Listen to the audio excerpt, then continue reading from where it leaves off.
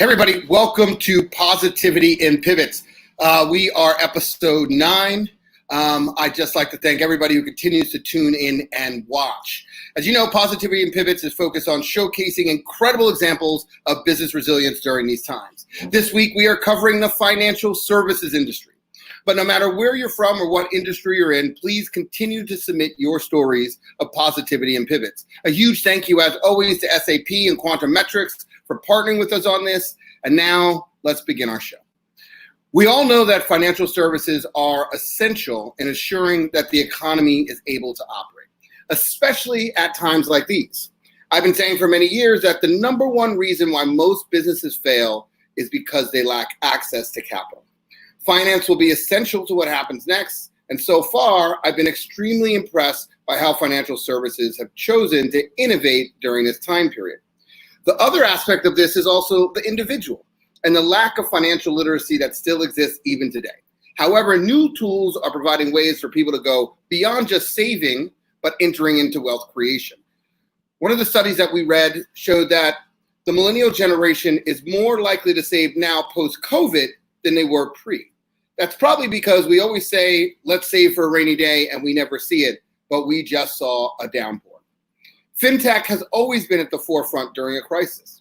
It was an industry that was actually born out of the chaos of the last global economic crash of 2008 and was one of the first industries to respond to the recession that followed. It's no surprise that once again, stepping up to provide solutions to the economic issue will be the financial services industry post-pandemic. It's also exciting to see the most interesting innovations come from companies who are taking full advantage of mobile technology. I continue to be a strong advocate for mobile. In fact, you can text me 646-759-1837, and for leveraging mobile to improve access to financial services. We've already seen the effect of this, what this can have on emerging economies. The countries who have taken a mobile-first approach to banking and finance have been able to provide access to financial tools and services at an unprecedented level and move the unbanked into banked. We have a lot to learn from these case studies, especially here in the US. Social distancing practices meant that it became difficult for many consumers to access brick and mortar banks, forcing them to look at new ways to handle their money. Those who did so, many for the first time, are now realizing how FinTech provides new levels of convenience. No longer are they required to wait in long lines to interact with bank tellers. As soon as they have this experience, there is no going back. FinTech companies are truly leading the way by showing banks what it is like to have the ability and the agility to innovate at these trying times. It's not lost on us, but many financial institutions will have to catch up. The best way to do this, though, is through collaboration. Collaboration with players who are already thinking differently in the space. Collaboration will likely be the key to take advantage of many of the new niches that will emerge as consumers begin to realize that the digital tools they relied on during this pandemic are providing important services regardless of the conditions that we find ourselves in. 10 years ago at Mondelez International, I teamed up mobile startups with our brands to change the way, not just the way that we did business, but the way that our marketers actually thought about their business. I saw firsthand the impact that it's had, not just on our business, but on our people. They realized that there were a myriad of new ways that they could think about how they ran and operated the brands that they marketed. The impact was felt across the organization. In the same way, I believe we're going to see new partnerships between traditional financial institutions, FinTech players that will serve to help the growing gig economy and the underbanked.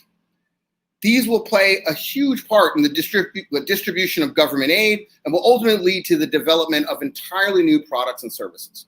The FinTech companies who have used this time to build their reputation and their brand have now shown us just how essential they are for the economy. As the country starts to ease lockdown, it is time to look at the new post-pandemic opportunities in the financial field. In the coming weeks, we're going to start shifting from respond to recover, from a respond to recover phase of this crisis, which is the perfect time for challenger brands to catch up by thinking big and acting boldly. But it's also a great time for more established brands to reflect on what they've learned over the last 3 months and quickly meet the consumer as the consumer shifts. So with that, I'm going to bring up our experts who are going to talk to us about how they've thought about the pivot of their business or how they've continued some of the great work that they were already doing. But either way, how they see the outlook of the financial institutions and the overall industry moving forward in 2020. So with that, ladies and gentlemen, I'm going to bring up a dear friend, Gregory Johnson. Hey, Gregory, how are you? I'm excellent. Thank you for having me, Bonin. No, thank you for coming. Why don't you tell everybody who you are and... Sure. So my name is Gregory Johnson. I'm the recent founder of Intelligent Arc, which I co-founded with a dear friend and partner of mine. We came up with the name because he came out of the intelligence field and I came out of the finance field, and we wanted to build something special for small business. And what we've done is connect capital to small businesses by way of technology that's very Expedia-like, so that people can get choice when they're looking for a loan, choice in terms, choice in the length of time, interest rate, things like that. And what we found is by giving customers choice when they're shopping for a small business loan, they themselves can customize the loan that is right for them. And that has a major predictor on their repayment, accuracy. And it also gives them peace of mind that they've gotten the fairest loan in the land because they've been able to compare it from multiple providers. Right, I love it, and we've talked a lot about it. And I think it's truly going to be transformational in the loan product area. I also think what's interesting is that beyond just providing kind of an Expedia-like service, to your point, it saves them time, money, trouble, but also gives them the opportunity to level the playing field and get access to the most fairest capital that's available. Just so that people have a little bit of background, because I know who you are. Just so that people have a little bit of background, tell us, like, what did your past life look like? And you have the right to stand in front of us here and tell us what the financial services world is. Right. So my passion has been around small business for a long time. I grew up in some fine traditional financial services institutions, American Express and Capital One, both where I laid down major small business programs. They're all designed to help small businesses get capital as they establish and grow. And I feel so privileged to work for those organizations and learn so much about, marketing, learn so much about small businesses. And I was in the trenches, even though I had large teams and built teams up to, 500-600 people that serve small businesses around the geographies. I always enjoyed getting out in the field and being with small businesses and understanding their unique needs. And so I took a purposeful pivot sort of mid-career into FinTech, where all the money flow seemed to be flowing, and the new way of getting loans was using big data and, converting some of that big data into machine learning and then even AI and, soon into augmented reality for money. And so I spent time at three fintechs in the accounting and finance world, and was impressed at the level of data that folks were able to use to extend sort of lending necessarily qualify for a bank loan, or they needed the money faster. And so I really learned a lot in those three fintechs and took that learning and said, how can this be improved? One of the aspects of Intelligent Arc, as you know, is I thought it was very important that we connected the platform to influencers, because when people need money, they really do turn to people that are in their lives that they trust and that they communicate with regularly, rather than just going to the proverbial, yellow pages or now yellow pages online. And so having an influencer that can actually know the platform and put their brand on it and say, we know that we're providing the fairest access to capital in the land, makes a big difference. And so we're excited about what we're doing for small business there. Right. And, it's interesting because I think just to walk kind of the audience through, so if you know anybody who's looking for a loan, which I know so many. For some reason, I lost your audio. Can you hear me? Kind of strange. Okay. Vanessa, wave if you can hear me. Let's see.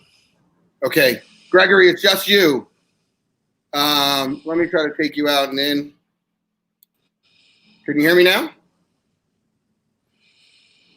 No.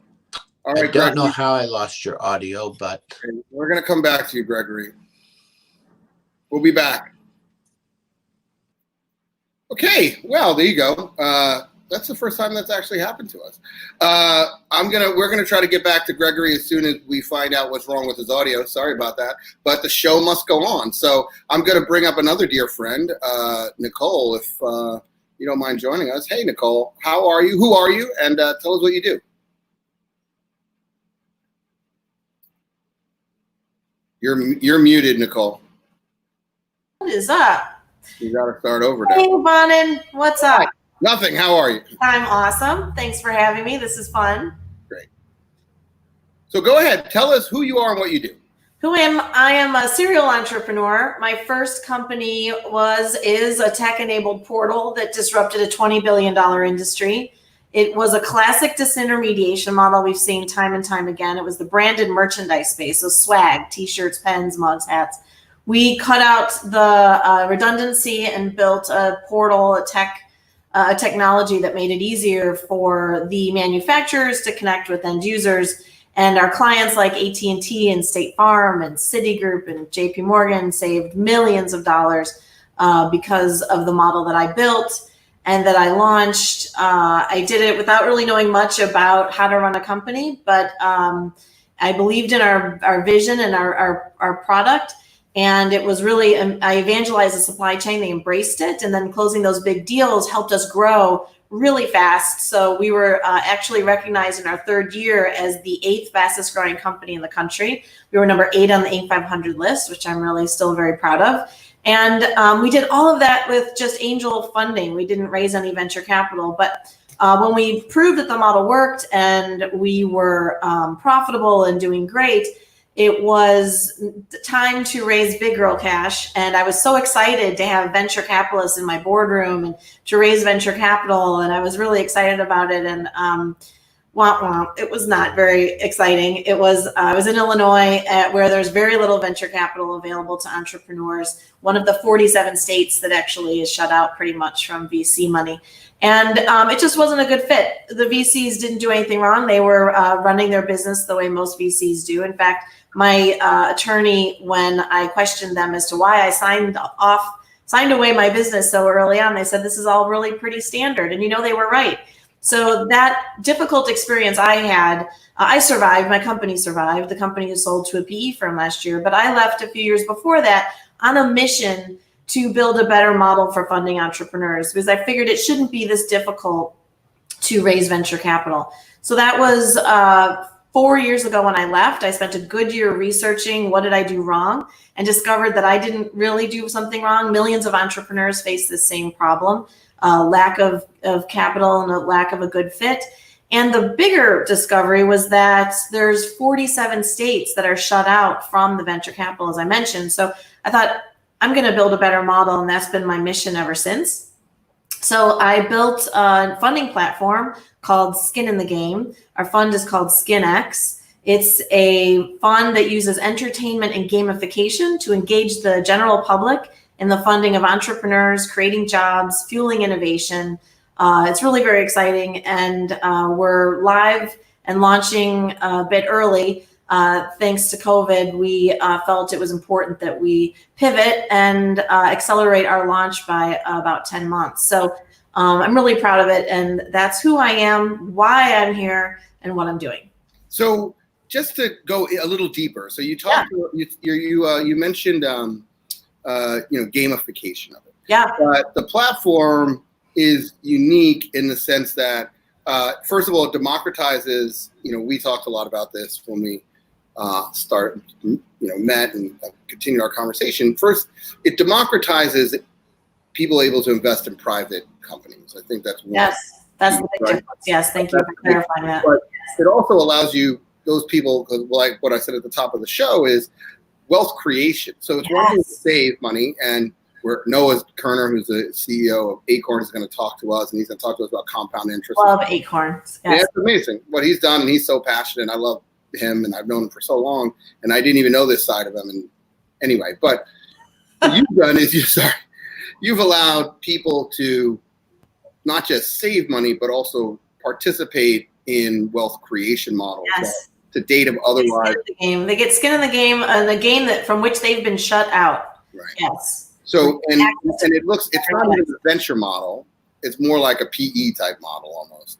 Being able to participate in those I guess kind you of could say that. Sure. Mm-hmm. Well, no, I mean being able to participate in those type of deals. You're right. Yes, and those are deals that the American public has been shut out from. Right. And it's not crowdfunding at all. We're using an actual fund model, like a mutual fund model. Right. But investing is an entrepreneurial act. It takes bravery to put your own personal money into someone else's vision and business. And as you said in the top of the show so perfectly, it's you save for a rainy day. But now is the time where Americans need to be not only advocating for themselves, but investing in themselves while they're also investing in other people. Sure. And we've made it possible to invest as little as $25 in our fund to buy shares, get some skin in the game, be a part of it. We engage our skin investors, our shareholders, in what we call a telecast. We're using television and digital content to show how our fund runs, show the businesses that we want to invest in, ask them to weigh in on what they think of those businesses. We really want to break down the system that's been driving so much of the inequality in the country, as well as the lack of innovation across all 50 states instead of just California, New York, and Massachusetts. That is a problem. Like we have a founding team for those of you who own a small business or looking for opportunities in the messaging space. Tap on it. She was on our show, Katie. I'm sure you guys saw her on our show early on, for those who've been watching for the last almost 10 episodes. But she is in in middle America, and she's having a hard time finding capital. And so, to that point, there is a geographic barrier that we don't talk about or we don't think about. But what I also think is interesting. Go ahead, sorry about that. No, I also think is interesting is that you're allowing people to invest in companies that are also companies that they can actually purchase and kind of be a part of the product. I mean, it's tech companies are one aspect, but there's also, you're not just limiting it to technology. You're allowing. No, we're sector agnostic, but we're also not focused on consumer packaged goods either. We can't wait to show healthcare companies and biotech companies. And we really, by filming the businesses and showing our skinvestors, the guy in the back of the warehouse that puts the boxes together, even if it's a server company, right, and it's hardware, just to have the human connection between the investor and the actual people that work there and creating jobs. But your point about the geographic issue, the National Venture Capital Association documents themselves that VCs, there's 3,105 active investors in venture right now, making decisions for 325 million Americans. And they invest in people who look like them and live near them. So that is why we have the big problem geographically first, that they're in those 3 states. And the only way we can change that is a systemic change by creating an entirely new system, which is what SkinX is. But the other problem is when you're investing in people who look like you and live near you, is that those 3,105 active investors are mostly white male. And that is why minorities are shut out completely with less than 1% of venture capital, and women get less than 2%. And we all know you can't disrupt from within the house, right? That's why Sears didn't become Amazon and Netflix, and Blockbuster didn't become Netflix. So we can't expect VCs. They're human beings. They're drawn to people who look like them. You can't blame them, right? As we said earlier, it's a risk to invest in someone else. So you are drawn to people who look like you and are lived like you, went to the same schools. But what if we asked every American to invest in people who look like them and live near them and went to the same schools and use the same restrooms and sleep with the same gendered people? Oh my gosh, entrepreneurship might actually look like the American people and might actually reflect upon us better, and we'll get better innovations, and more importantly, the economies in those 47 states, the jobs, and it's a ripple effect that we all know exists, and the only way we're going to change it is to actually change it. No, it's an and. Oh, yes. I think it's very important. Let me ask, so when you think about Well, first, I just want to go back because I think we told the story, but I just want to key into that one piece. So what's unique and different about it is, well, there's a lot of unique and different things, but one of the pieces where you said the live telecast is that you're going to allow all the investors to actually watch the companies talk about and also vote as part of that of who gets the investment, correct? Yes. Yeah, so we have built our own diligence software. It's amazing. It's arduous. It's the hardest diligence to make it through. We have a killer PM team and a chief investment officer. So we're going to do a lot of work to pick these businesses. But at the end of the day, once we've chosen them and come to terms, we're going to film them and then show them to our shareholders.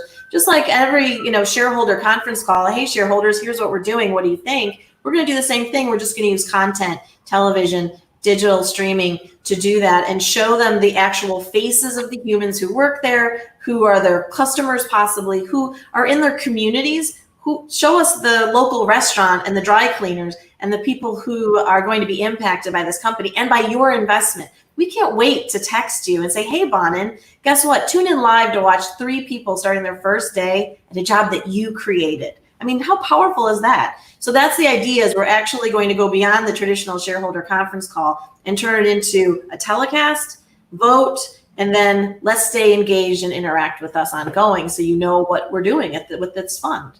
Well, if you need a text company, I know a few. I think so. Yeah. By the way, you're getting a lot of love. James, Joseph, Jeffrey, Kaylin, hopefully I said it right. A lot of people are saying they love the name, so you're definitely. Okay.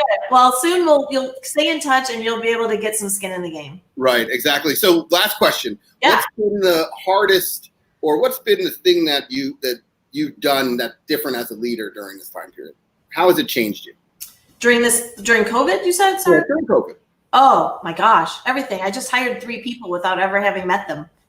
That's the biggest thing. But I think what's interesting is we've built a jobs engine in a time when we need jobs the most. We have tapped a new source of funding at a time when banks, VC, and PE are projecting they're going to pull back funding. And we've built a system that disrupts the inequality, the current system that drives inequality. For me and our team, we all agree, we're now leading something that's much bigger than us. This is an opportunity for Skin to be a light in a very dark time. So I've never felt that way as a leader. Like, okay, now there's a shift happening and we could help drive that.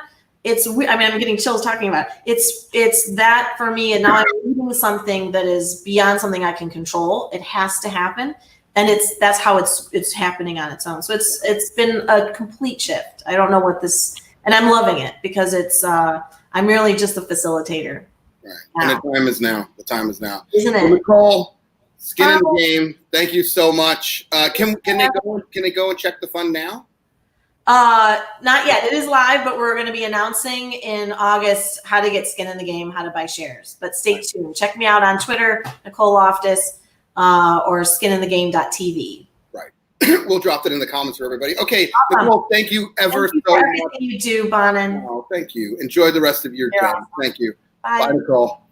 All right. So it looks like we got Gregory back. So, we're going to bring Gregory back in. He was supposed to, I had this dream that you were going to set up the show. Thank You were going to tell the world why this was such an important topic, and you were going to share your knowledge and wisdom with us.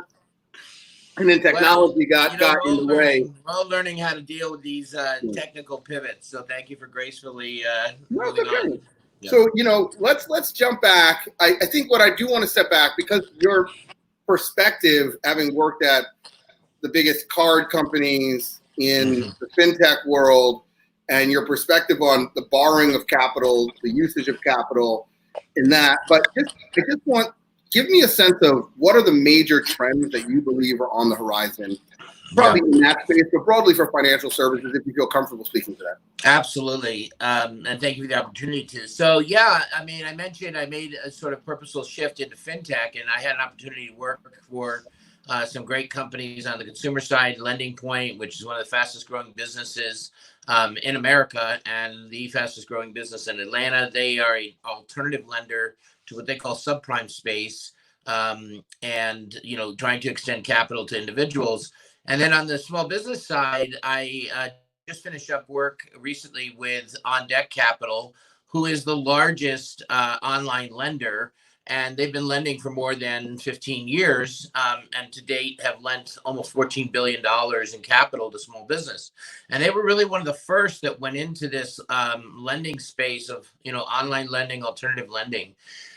There's certainly been a lot of change because of COVID, right?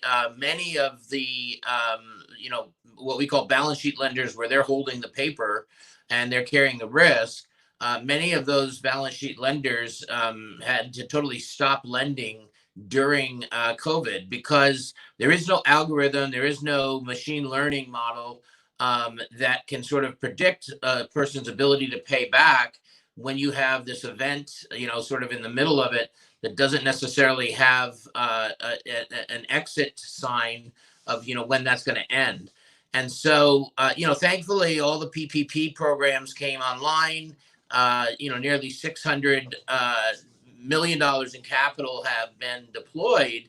And that was a really needed thing for small businesses around America. There's still some left, right? Isn't there still 130 million left? Yeah, Isn't there 10 days left? Yeah, there's still some left. And so that'll continue. People can apply for PPP loans through June 30th. And then, so I assume that, all of that will sort of get grabbed. And now we're going to go into this sort of recovery phase where, some small businesses, depending on the state that they're in, are going to go back to work. And they've got to adapt to a new normal. This new normal is about protecting their employees, so with PPE equipment, new protocols, all the social distancing. And if you just do the meta math on it, if you're a retailer that has a restaurant and now you need 6 feet between everything, there's not enough square footage to do the same business that you did before. So I think one of the biggest trends is this trend of online and, drive to pick up or, partner with the other delivery services to, do, out orders. I think that'll continue because it's just a square footage space. There's been a lot of news almost every day on CNBC about this particular sector because restaurants represent, in a lot of these funding companies, the number one vertical. They represent a huge part of our small business footprint. And we've all felt sort of the pain of not being able to access them during COVID or change the way that we access them. So I think that that's going to be a big pivot, and technology will be, one of the answers there. I think the other thing is that the way that money is lent is going to change, right? So PPP will end unless we see something else come out. And now people are going to have to think about the future and how they operate their business with the necessary capital to sort of get back to business. And I think much of that is in favor of the large marketplaces that give you choice. And I think in our particular case, we're creating a marketplace that gives people choice with absolutely no human steering. And I think that's really, really important because you don't have a salesperson on the other line sort of shifting somebody towards a particular loan because there might be a financial benefit to doing that. And instead, the customer gets to make the choice. And we're looking forward to unrolling and enrolling influencers like you that can honestly stand up and say, we're giving you the full transparency of the loan. What we do know when that happens, the loan rates come down because you're cutting out a lot of costs that's associated with originating a loan, and the customer's getting to do that with the technology. Certainly, if they raise their hand, they get to raise it and say, I need help or something like that, and there'll be somebody there to help them. But it'll be much more like a, Expedia or a Kayak thing where you're looking at flights and you're choosing the one that's right for you. And so I think that will help. I think the other trend that is not going away is the work from home trend. So, nearly every fintech, every financial institution had larger centers where people were working together to, lend people money, get them loans, and even service the customers after the loans were originated.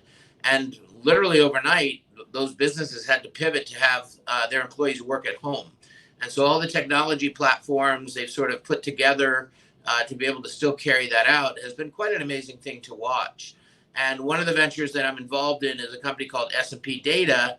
And we've been studying this space. They had 3,800 employees that service as an outsourced sales and service company, large customers like Sprint and others in the telco space.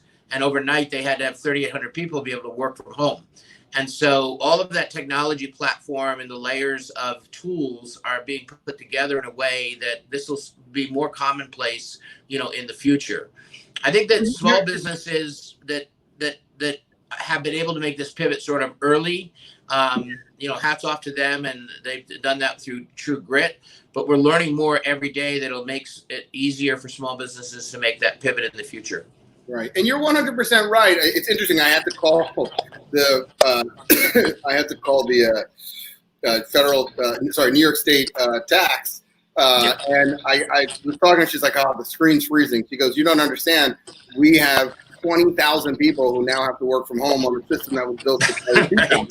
She's like, That's "Well," right. they're like, "We've never seen anything like this." But I think, Jason, thank you for being on. Jason said something which is, at the same time, I think, what I didn't say at the top of the hour, what Jason just said is that people dining out was coming back, but then people didn't feel safe in the context. And so a lot of things are, one, like if you go to our Italian restaurant across the street that's allowing people to sit in, and what we're seeing is there's not really a lot of protection. They haven't changed the restaurant. It's just the same restaurant with a couple, we're going to have to actually probably, it depends on what we see. I mean, with the outbreaks coming back again, I think people are even now heightened again. And so when I talked to, we did a thing with MasterCard, Ginger's on, and one of the companies was a barbershop, and they asked, how do I make my customers feel safe? And I was like, you know what? Just go to the store and buy some of those shower rods and shower curtains and individualized. But that's the type of thing you're going to have to do. Yes. But I bring that up because you are going to have to invest in that. So the capital is not just the capital you lost for the last 3 months, but it's the comparative capital for the new context that you have to invest in now. It's not just them, it's large businesses too. Who's going to want their staff to come back to work right now? Because at the end of the day, remember that whole move, the open floor seating? Well, guess what? Yeah. Now that open floor seating, there's no more offices. And so that means now I have to pay for all the PPE, I have to have the sanitation, I have to have the on and on and on and on in order to make people feel safe, right? Yes. This is a breakout. What does it do to corporate insurance? All those things. So we are going to work from home, but the bigger piece is the next wave of investment is going to be huge amount of capital. And and I think Jeffrey here is saying it because this is the thing that Jeffrey said. You're talking clean business loans. This is the thing that I bonded with you, Gregory, about is that I know what's going to happen in this market. We've all seen it. It's going to be predatory. There's going to be predatory markets out there that are going after people who sadly are in the worst state that they are in, and now they're going to get preyed upon. And to have a platform that provides Expedia and choice that levels the playing field and allows people to actually make intelligent decisions that are right for them. And also different payment terms and all those type of things. Like, I think that's what's needed at this time, because if not, we know what the alternative will be. That's right. I totally agree. And I saw a lot when I was in the industry, a lot of good things and a lot of not so good things. And what I was passionate about was removing any of that sort of removable waste that sort of added cost to.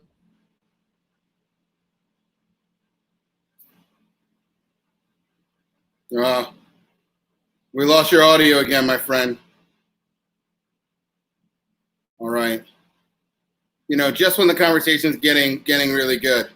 Hey, Gregory. We lost his audio. No. All right, let's give a huge round of applause. Thank you, Gregory. You will try to pick this up again at some point. I'm going to jump over right now. Sorry about that. Thank you, Gregory. Okay, another good friend of mine. I feel like the show is just friends of mine, so that's always nice because I get to say things that I really mean. I'm going to bring up Noah. Hey, Noah, how are you, sir? Hey, well, your microphone is muted, so I just want to make sure that unless you were going to mime through this next session, I think there we go, my friend. So just tell us who you are, what do you do, how was your day? My day's better now that I'm here. Thanks for having me, man. It's good to see you. Good to see you too. I'm Noah Koerner. I'm the CEO of Acorns, the micro saving and investing app. And I'm also the co-founder of Say, which is a company that's helping connect investors to their investments, to things they own. Talk about, we briefly, so for everybody, I've known Noah for, 10 years now, but I hadn't talked to him in a long time, and it popped up that he was CEO of Acorns, which I love, and I was like, really? So anyway, I reached out, and we've since rekindled. But Say, so what is Say? Because everybody I think knows Acorns, but what is Say? You know how you get those really big packets of paper if you're an investor in the mail, and they're called proxy communications, and you're right. Vote your shares essentially. Right. Say is a company founded to help make that process much simpler, to engage small shareholders across the country and get them to vote their shares, and really engage them in the system. So, for example, we make a series of products and tools, but for example, we have a Q&A product that Tesla and Elon Musk use on their earnings call. So when he does shareholder calls, it's typically, tends to be big institutional investors and analysts. We let the whole community of Tesla shareholders participate. They ask questions, they get voted up, and Elon answers them on the top 10 or top 5 on the phone call. Wow. So it's really like, Wow. So it's all public equities too, or can it be private? Public. All public, right? Yeah, It's so funny that you say that, because I get it all the time from like UBS sends it, and I'm just, I never do it.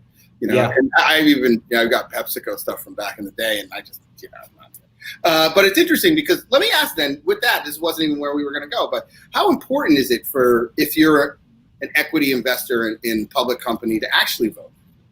What does your vote mean?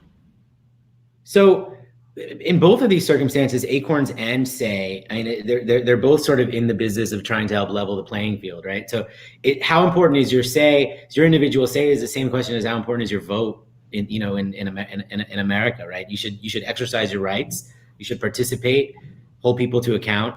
That's what it's about. And there's a lot of people who don't participate in that, and so it's largely directed by big institutional shareholders. So you've always been deep, and I've always appreciated, I think, your passion and thoughtfulness in general. But when I first heard you start talking about your why Acorns, and then your why, tell us a little bit. I think when we talked, you said you looked and you started evaluating what do you want your life's work to be. So just talk a little bit about that and how you came to Acorns, and then why Acorns even exists. So I had this realization. I actually went through the process of writing it down. I always try to encourage people to do that, just to define for yourself what your purpose is, what you want your purpose to be, what you believe it is in life or professionally. And for me, I came to this conclusion that leveling the playing field was my purpose, or my professional purpose, certainly. And it was an interesting process to go through, like, how did I arrive at that conclusion? And then you go all the way back to the beginning. And I had this interesting experience growing up where I grew up in the East Village in New York City. I went to public schools as a kid all the way through 9th grade. And in the day, I went to public schools with kids who didn't have a lot. And at the same time, I was a tennis player. So at night, I would play tennis with the wealthiest kids in Manhattan. And then it flipped in 9th grade when I went to private school. I started going to school during the day with some of the wealthier kids in the school. And then I got turntables at 14 and became a hip hop DJ and started DJing in hip hop clubs in New York City. So to see sort of both of the fields at the same time in parallel, but in sort of, juxtaposition, I think that really informed who I am and who I became. And then my father was in banking, but he was the first corporate social responsibility officer. Back to some of the things you've done. He's convinced he was the first corporate social responsibility. I'm trying to still get that fact checked. Or get that data right. Yeah. There was like a Chamber of Commerce committee for corporate social responsibility, and he was like the first one on it. So, but he worked in the banks and he did philanthropic investments on behalf of the banks. And that was at the time because of the Community Reinvestment Act. It wasn't like today where it's sort of more ingrained into the fabric and DNA of, like, Acorns sort of exists at the intersection of profit and purpose in a different way. But then it was more about, like, you do this because you want to improve your image. So I kind of grew up around that combination of also philanthropy and banking. And so, fast forward a long time into the future for me, like in my early 30s, I sat down and I asked myself what's important to me, and what do I want to do with my time, and where can I add the most value? And I wrote it down. Same process: health, education, environment, wealth gap. And so wealth gap and trying to level the playing field in this space was where I focused my energy. And so tell us, Acorn, we talked a little bit, and you basically said, because I think financial literacy is the starting point, and then what I love is kind of savings. We're taught, so it's interesting because you brought up something. We're taught to save, right? And I don't think these were your words. We're taught to save money, and that's great, but we're not taught to invest money. And there's a difference between me saving $150 a month versus me investing $5 a day. And that was kind of, when you said that the other day, it was kind of just like, like most people don't think of it on that level. And just talk a little bit about like that and what you guys do to kind of retrain or build education, true investment literacy. So it's very difficult to save your way to wealth. You can do it, but it's hard. If you're not investing your money, you're not really participating in capitalism, and you're not taking advantage of the tools of wealth making that have been available to the wealthier people in our society for a really long time. Acorns kind of does both. Like, we help people set aside money. We help you round up your spare change to the nearest dollar. We help you make automated, recurring contributions you can do by the day or the week or the month, but then we automatically invest it for you. So it's sort of a hybrid of saving, setting aside money, and investing it. And we help you invest it because, of course, if you invest your money, you benefit from compounding over time. The more you do it, the more frequently you do it, and the more consistently you do it over time, the more you benefit. The difference between doing $5 a day versus $35 a week versus $150 a month is dramatic over a long period of time. So the frequency is really important. So do it more often, try to do as much as you can, and doing it by the day is a really good habit to stick to. We're about to, in a couple days, launch a family product. And if you start investing in your kid from birth and you do $5 a day and you assume a basic, compounding rate that's sort of average from history, by retirement, you would retire with $4 million plus. And the principal amount that you would put in is $100,000 to $200,000. So it's pretty dramatic, right? Like, if you just saved it. What do you mean? You get 2%? Yeah, you lose out on inflation. It's inflation, right? So what? So when you think about like Acorns, this is kind of what I asked, I think, the other day. Like, what does it look like 5 years from now? What does Acorns look like 10 years from now? Like, what's the future of a platform like this in your mind? I mean, I think the new product which is amazing that you can start investing in your kids from birth, and then hopefully they follow that behavior when they come out, or when they become an adult. But what is, because you have such a big remit in terms of closing the wealth gap. I'm just curious to hear, when you wake up, you're running towards what? So ambition is 100 million everyday Americans saving and investing every day. That's what we're marching toward. We've opened up over 7 million accounts in a relatively short period of time. But that ambition, the way we think about it, is kind of a societal ambition. Like, it doesn't mean that we have to have 100 million customers, although that would be fantastic. It means that we're going to both provide a platform for people to do this, but also inspire others to get people into this kind of behavior. And you see it happening. It's happening in fintech and in the banking system, where people are more focused on helping people move along, looking after their financial best interests. There's more of an emphasis on saving, that type of thing, rather than just providing this sort of random drop-down menu of options that you have no idea what to do with. So we have we obviously have our own business goals, but at the societal level, 100 million everyday Americans saving and investing every day. That'd be a transformative. That's 1/3 of America. And the crazy thing is do you guys have global aspirations, or? We do, but it's not a focus right now. We're really focused here right now. Right. Well, good. Hey, man, we need it. So if you hadn't noticed, but it's interesting because somebody on here one of the comments was that those that encourage you to save want to invest your money for you for their benefit. And, there's a little bit of truth to that, but there's a lot of bit of truth to that, actually. But I think that that's the hardest thing. The hardest work is to teach people why it's important. And even when you look at it, the world right now, like, those that have assets are happy because they can basically get free money right now and put that money to work for no money and leave their current asset monetizing for them. And so, and those are the things that, as you move up the ladder, you hopefully will learn. Somebody asked me, like, where did you learn? And it's funny because it was really friends asking friends. Like, I love my parents, but this was not their forte. And so many of us come from kind of a world where our parents didn't know any of these lessons either. So I think that the education component is amazing about what you're doing. Let me go ahead. No, I was just going to say, there's a ton of promotion around the sort of high yield savings accounts, and obviously the yield is going to change based on what's happening with the Fed and these sorts of things. So we're not really into gimmicks,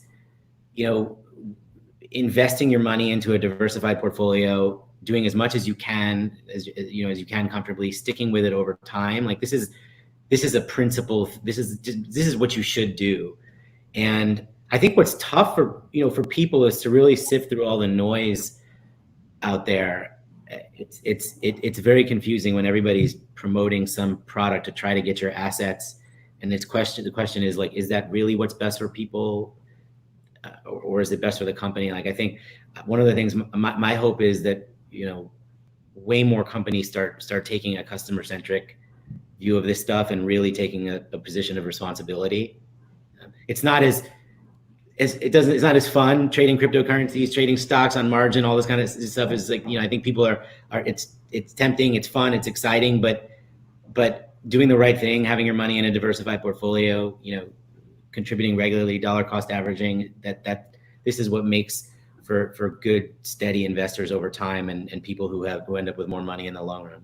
Right. And the funny thing is the wealthier we all are, the better the economy all is. So it's like a very beneficial circle all around. So, I'm always just inspired by hearing you talk, and, you're a young dude, man, and what you are accomplishing right now and your ambition is amazing. And so I really, really, really appreciate you. What changed? Talk to us kind of, in closing, what's the, unless you have something else you want to kind of burning desire to share. What changed as a leader for you during this time period?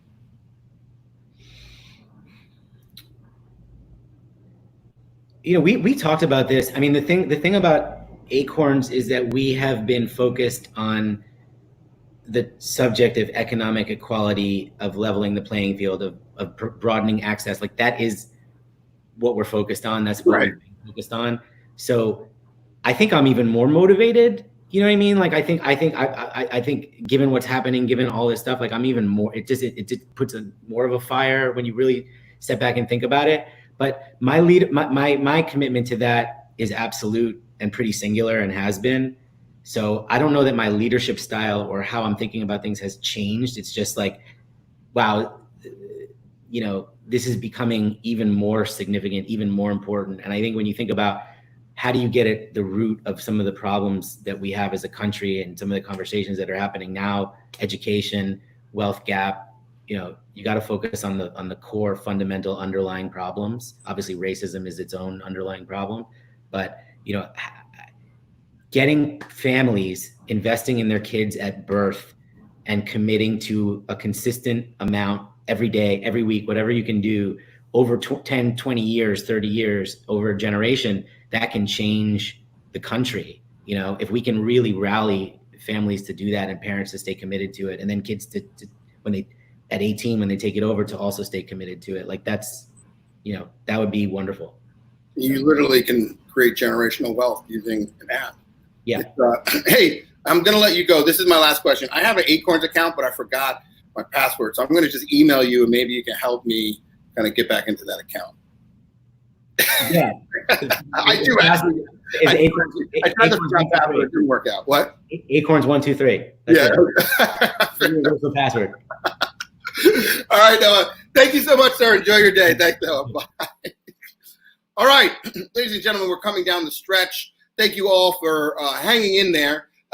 We, we're a little delayed, but we're gonna, power through this. We did save the best for last, and I'm apologizing to all those in the green room, but I had to say it. So, hey, welcome, Ginger. Why don't you tell us, also a good friend. Why don't you tell us who you are and what you do? Great. Hey, Bynum, thank you so much. Well, I am Ginger Siegel, and I have the pleasure of leading our small business segment at MasterCard, where I get to spend time every day building solutions to help small businesses thrive. A special shout out for any small businesses on there. I know this has been a really tough time, but you've got a lot of people behind you. Prior to MasterCard, I was at Deloitte, where I was a consultant in their payments practice. But what I am most excited about in my career is working on the bank side in financial institutions, helping small businesses every day. So tell me, how are you supporting small businesses now? Like, what are you guys doing to help support small businesses? Yeah, it's a great question. Well, I think the first thing is things like this, right? So spending time making sure that we can share thoughts, leadership, comments, things like that. But what MasterCard really understands is that small businesses have been severely impacted by this COVID situation. In fact, 70% of small businesses have seen a big decrease in revenue, with about 35% seeing a decrease of more than 50%. So what we're trying to do is help small businesses pivot and help keep them safe. So for example, we know that there's still about 40% of small businesses, Bonin, that do not have an online presence. So we are going to be launching something called Digital Doors, which is going to actually help small businesses to get an online presence through partnerships that we have with people like Shopify and Squarespace. We then are going to wrap that in cyber protection. 80% of small businesses have no protection against cyber attacks. And a lot of people don't realize that small businesses are those that are being attacked right now. We're also going to provide virtual training curriculum, helping small businesses accept contactless payments. In this environment, 7 in 10 consumers say that they are going to have a permanent shift to digital payments because of all this. Right. So I think, our focus on helping businesses pivot to a different business model and also keeping them safe and secure are two of the key things we're doing. Right. It's interesting. We talk about contactless, and I think I told you the story, but, I was going to our deli, and in the beginning, I'm like suited up with the mask, and we have the thing that goes on here that, we thought was safer, but who knows, the gloves, and I'm taking a pen with me, and I'm pushing in my, PIN number in, and I was waiting online. The person in front of me just tapped, and I was like, right. I know that technology exists, and I literally came home and said, hey, switch my cards now. And the cards that don't have it, I don't use.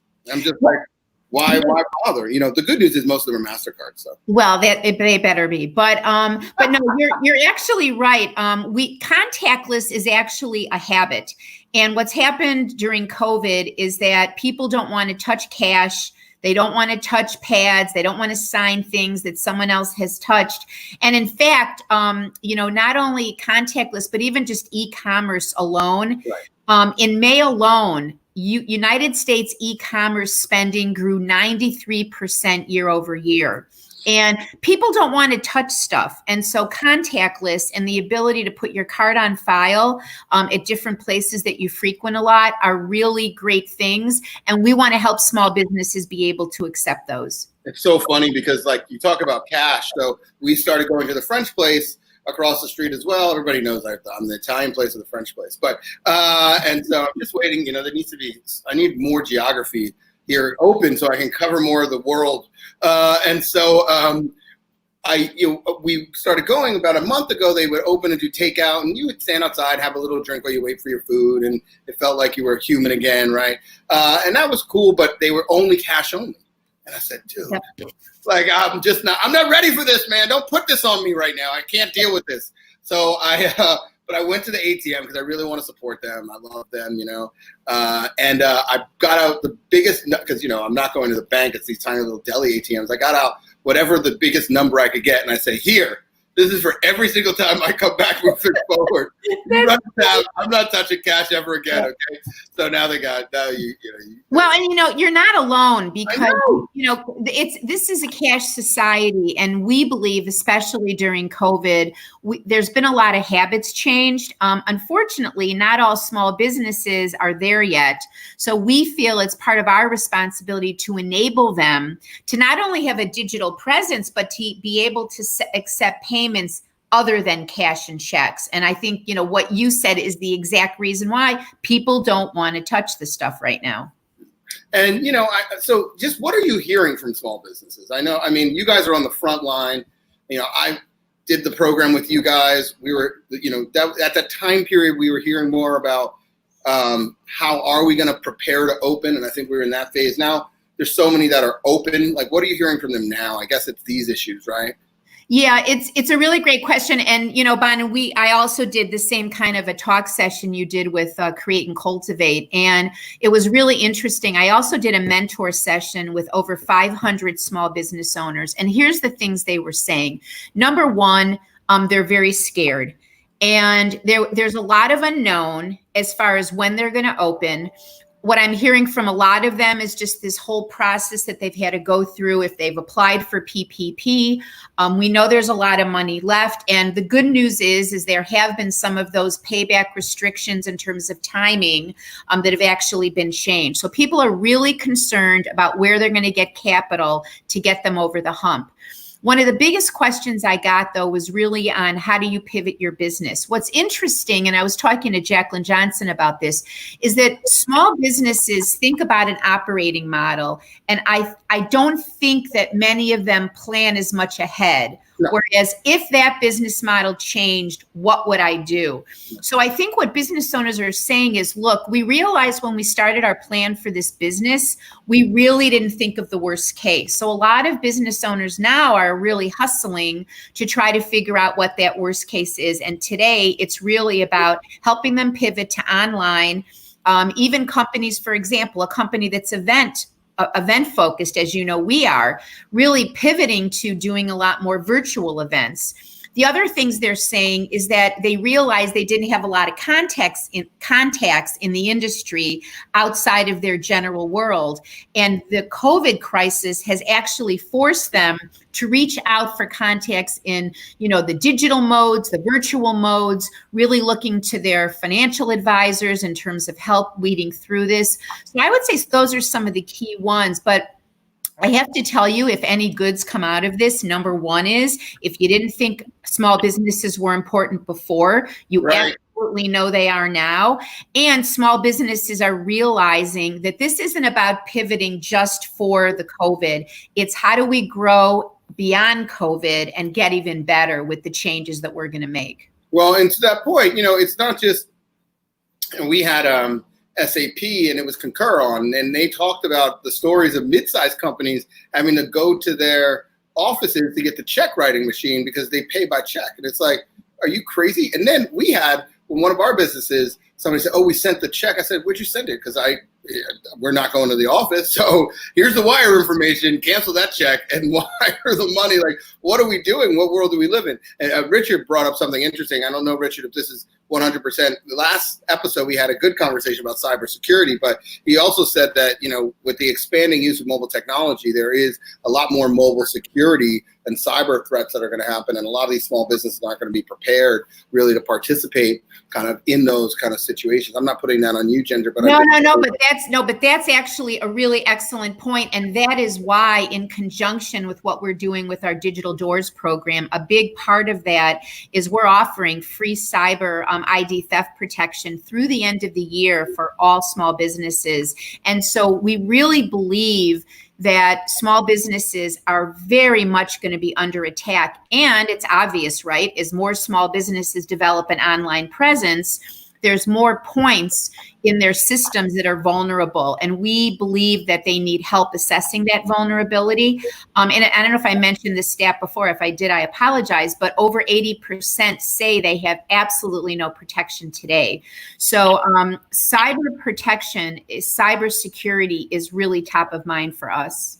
I love it. You know, I think you paid Richard to be in this chat room and place that, because that was just such a good. I didn't know that was the case. We hadn't even talked about that in our prep call, but that's amazing. You know, because to that point, I think to the point is that, you know, we're leaving the most vulnerable. You know, and that's the last thing we want to do is set them up for that. But at the same time, you know, to your point, I'm going all the way to texting. I tell people, look, right now, if a customer comes into your store, get their phone number. Because if you had the phone number of every single person who purchased from you before COVID, how happy would you have been, or how much better you would have fared, you know? And so like those identifiers, and I even think with small businesses that are in groups, you got to pull together and start grouping your customer lists and like trying to get clusters back together, not just, you know, Fin for all. It's really community movements are going to drive kind of this thing faster and quicker. And so, you know, I think that that's just super important. So you guys have always,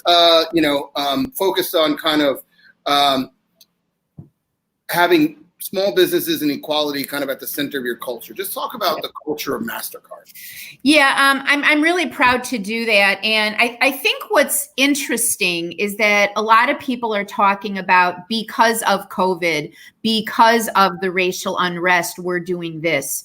MasterCard has always been committed as a company, you know, in terms of its equal treatment, equal opportunity, and equal rights. It starts from our CEO, Ajay Banga, who has been really focused on doing well by doing good. And I think what's really obvious is if you look at our diverse and inclusive teams that we have internally, we're certainly never going to stop learning, and we're going to continue to cultivate this culture of belonging, really inspiring acceptance, equality. These are all the cultures. You know, we kind of bring together diversity, inclusion, and belonging. And what this does is, and you can see it in our people and the people that report to me, it really sparks passion and pride. And so what's happened, because we've always had this, now when things have really gotten bad, such as in COVID, such as in the racial unrest, we already have the tools and the approach. We don't have to think of something new.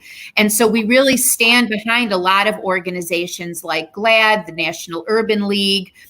We've pushed forth efforts like True Name that really elevate a major pain point for the transgender community. We did all these things before all this happened. And I think it's really important to say that MasterCard has always felt they had to do their part, and now they continue to do their part now.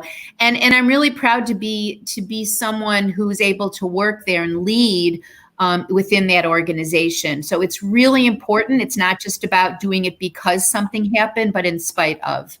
You know, it's amazing because I've worked with you guys now for a long time, and I have many friends inside the organization. And it sounds like Richard also did work for you. So he said it was a slow curve over the plate, which I didn't realize. But I'm going to have to start screening the questions. I'm going to have to start contact tracing some of these questions. So, but it is really a diverse organization and institution, but more interesting, I think, even than that, which I know is our focus right now. And trust me, I've had conversation after conversation trying to help organizations kind of sort through that. But I think even more important than that is that you guys are also dealing with one of the biggest issues, which we do not talk about, which is the socioeconomic change that needs to happen for all small business owners. And at the end of the day, that space is really a space where the majority of, let's just say African Americans for now, are building wealth and are creating, and so that disproportionate focus alone is driving different, the communities that are underrepresented, because that's where, they get the opportunities, is doing it on their own. And so to me, that's always been a beautiful thing. And every single event that I participated with you guys is always well represented. And so I'm very proud to have been a part of some of the work with you.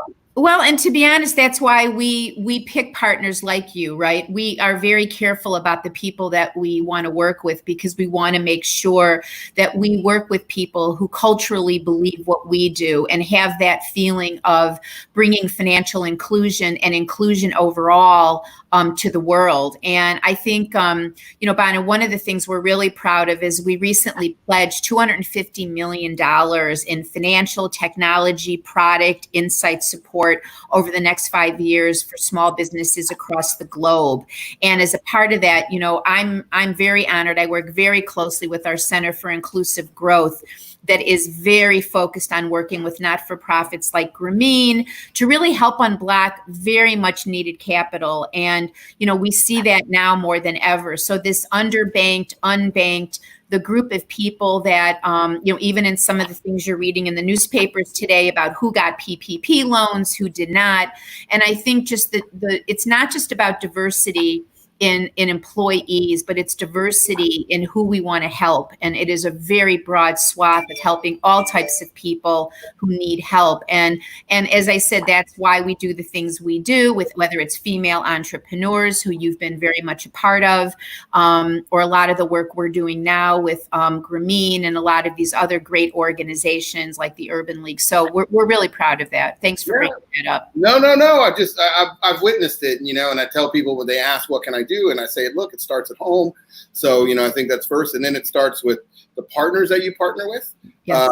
and who you choose to do business with. And then it starts with, the investments that you're making in the communities at which you operate or have the ability to operate within. So, last question, because I'm already 10 minutes over. I apologize for everybody. I didn't hear any clapping. I feel like the clapping is dying down, although that's very sad to me. What's been the most difficult change, or how has COVID changed you as a leader? Uh-oh. Did we lose you? Okay, I think we lost Ginger. All right, you know what? We are towards the end of the show anyway. We were going to end after that anyway. So, ladies and gentlemen, I just want to say thank you so much, as always, every single week, for tuning in, for participating, for sharing your thoughts, placing your comments. And it's just always a pleasure to have a chance to bring some of the people who I respect the most in the world, who I learn from the most in the world, who I'm able to have open and real honest conversation with, who also challenge kind of the way that I think, and I think hopefully challenging the way that the audience thinks overall. And so it's been great to have this type of dialogue, and to really look at the challenges that are facing every single one of us in all different ways, whether it's as an owner of a small business, whether it's a patron of a small business, whether it's somebody who works in a large organization, whether it's somebody who's an entrepreneur trying to build a business in these crazy times, or restart a business, or whatever the facts are. Hopefully you guys have been taking away valuable nuggets. And I also encourage you to go on LinkedIn, and any of the speakers that you hear that you like, jump on, hit them up. They're all great people. Nobody is not going to spend time sharing their thoughts with you. And so I just encourage you to stay connected, and hopefully tune in next week, because next week we're going to look at the pet food industry. Now, I know you're saying, Bonin, that's so specific. And you're right, it is very specific, but we wanted to focus on it because it's one of the fastest growing industries that we saw with COVID. And one of the questions we're going to have is, when you have consumer behavior change so rapidly, will it go back? And if not, what are the things that you have to learn, and what are the things that you have to capture and keep in place to move forward? And so, ladies and gentlemen, hopefully I will see all of you next week. Thank you so much for tuning in to Pausing Pivots. As always, and Bonin out.